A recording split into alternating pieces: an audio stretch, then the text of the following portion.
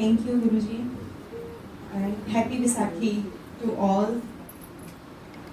मुझे बैसाखी वैसे फेमस है फॉर हार्वेस्टिंग, पर बैसाखी हम सब गुरुजन हैं, गुरु की संगत है, तो ये दिन जिसके लिए फेमस है, जिस बैसाखी की जो इम्पोर्टेंस है, मैंने आज तक यही सत्संग सुने सारे कि गुरुजी ने हर एक ने मतलब यही सत्संग सुनाए कि मुझे गुरुजी ने बच्चे दे दिए, या जिसको भी वर्ल्डली मैनर में जिसको जो ब्लेस किया, पर कभी ये नहीं सुना कि गुरु ने किसी से कुछ मांगा हो।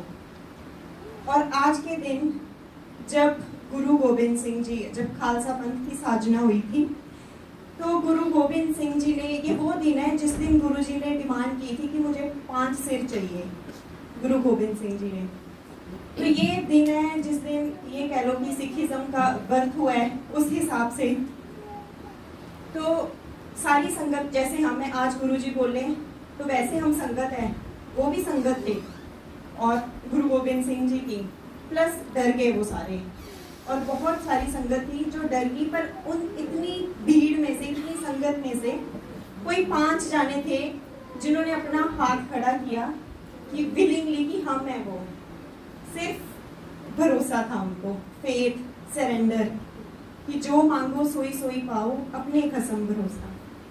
तो गुरुजी उनको मतलब उस दिन गुरु गोबिंद सिंह जी के हाथ में तलवार थी और उन्होंने बोला था कि मुझे 5 सिर चाहिए।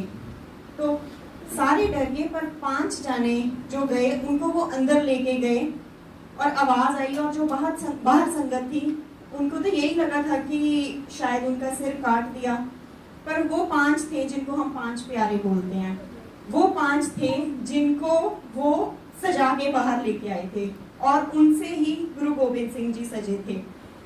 तो ये वो सत्संग है, ये मैंने कभी नहीं सोचा, ये मुझे आज याद आया, इतने सालों में कभी भी नहीं मैंने सोचा, क्योंकि अभी थोड़े दिन पहले मुझे ड्रीम आया था, कुछ महीने पहले, जिसमें गुरुजी ने बोला था मुझे कि गुरु कुछ ना मांगे। तो एकदम से मुझे ये चीज़ आज याद आ गई, क्योंकि ये चीज़ मेरे अंदर रहती थी कि गुरुजी ने मुझे ये बोला था कि गुरु कुछ ना मांगे, कि तुसी सब मांगदे हो, गुरु कुछ ना मांगे। तो ये मुझे याद आया कि उस दिन गुरु गोबिंद सिंह जी ने मांगा था, पर सिर्फ वही चले जिनको फेथ था, जिनका सरेंडर 100% था। और जिस दिन शायद गुरुजी हमसे मांगेंगे, मुझे नहीं पता कि मेरा फेथ कैसा होगा, वो सिर्फ इन्हीं के भरोसे हो सकता है, कि हमें नहीं पता गुरुजी कब हमसे क्या मांग ले, हम तो उनसे मांग ही रहे हैं, और एंडलेसली वो लिस्ट चली जा रही है, रियलाइज होता है, पर फिर भी कहीं ना कहीं किसी ना किसी तरीके इनडायरेक्टली चालाकी से वो इच्छा रहती है और वो मांगना ही कंसीडर होगा। पर जिस दिन गुरु मांग लेगा और फिर हम कहाँ खड़े होंगे, ये चीज़ क्योंकि गुरुजी ने मुझे बोला था, और ये चीज़ सोच के भी मैं कभी कभी होती हूँ, शायद डर भी लगता है, और फिर ऐसे सत्संग सामने आते हैं तो वो रिलेट भी होते हैं कि कैसे, क्योंकि इनकी हमारी अवस्था तो बहुत छोटी है, बहुत नीच है, बहुत नीचे है, कब गुरु क्या बोल दे समझ नहीं सकते। और जैसे भैया ने बोला कि बर्थडे के लिए, तो बर्थडे पे सारे विश करते हैं, मैं तो हमेशा अब यही मानती थी गुरुजी के साथ जुड़ने के बाद कि ये शायद सिर्फ एक डेट रहेगी कि जिस दिन मेरा बर्थ हुआ है एज अ ह्यूमन, और सब उस चीज़ के लिए ब्लेसिंग्स देते हैं और कॉन्ग्रेचुलेट करते हैं। पर उसके बाद मुझे ऐसा लगा कि वो दिन जब इनकी जोत मेरी रूह से छुई थी और इन्होंने मेरी रूह को एनलाइटन किया, एनलाइटन तो नहीं, शायद सिर्फ जगाया कि पर्पस क्या है, वो दिन है सेलिब्रेशन का। और उस दिन की मुझे डेट और टाइम नहीं पता, वो सिर्फ इनको पता है कि राम मिलाया सुहागिनी मेरे गोविंदा, कि वो दिन जब मुझे ये मिल गया उस दिन मैं सुहागिन हूँ, और जिस दिन ये मुझे मिल गया वही दिन है सेलिब्रेशन का। अदरवाइज तो अगले जन्म में, पिछले जन्म में पता नहीं कितनी डेट्स रही हैं, वो चेंज होती जाएंगी, अगला जन्म लूँगी तो कोई और डेट हो जाएगी, पर ये डेट कभी नहीं चेंज होगी जिस दिन इन्होंने छुआ होगा या फिर इन्होंने जगाया होगा। अब तो ऐसे लगता भी नहीं है कि बर्थडे या कुछ वैसे, हाँ, ये ज़रूर लगता है कि इस चीज़ की सेलिब्रेशन ज़रूर है कि अगर गुरुजी ना होते तो इस बर्थडे का या किसी भी सेलिब्रेशन का कोई मतलब नहीं होता ज़िंदगी में। कि ये सब कुछ भी नहीं है, कि एक हिसाब से सिर्फ शोशाबाजी है और कुछ भी नहीं है। वो दिन जब हम गुरु के सामने हैं, गुरु कभी कभी ऐसे बैठे बैठे गुरु जी की याद आ जाती है, जबकि हमने कभी देखा नहीं है इनको, छुआ नहीं है, बात नहीं की है, सुना है सर से, भैया से, बाकी सारी ओल्ड संगत से। सिर्फ सुनने से किसी से कैसे प्यार हो सकता है? हम किसी इंसान के बारे में सुनते हैं तो हम सुन सुन के उसके गुणगान सुन सुन के उससे प्यार नहीं हो सकता। पर ये इनकी पावर है, वो डिवाइन एनर्जी है जो हमारे ऊपर काम करती है कि किसी के बारे में सिर्फ सुन के ही।